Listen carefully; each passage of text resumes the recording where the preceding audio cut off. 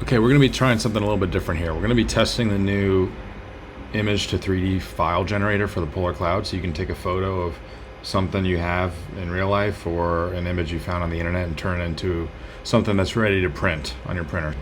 It's easy, so click upload and then this new AI upload button, and now it really only needs one photo. I'm going to put a couple in here. I'm going to actually fill out all four. We're just printing a banana.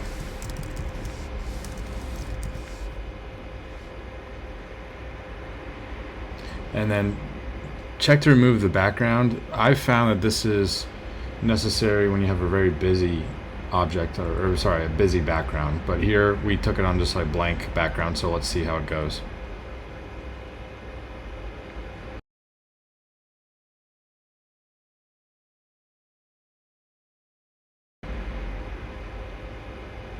There you go.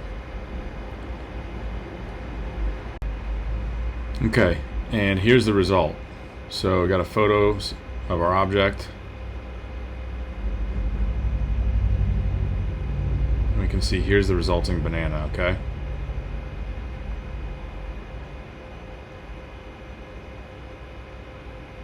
So it's pretty good resolution. Captured some texture, but it's still smooth.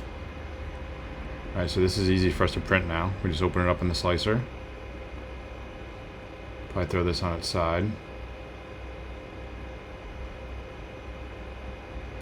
And then it would print with support and a raft, which is great. So that's the first look at the image to 3D file generator.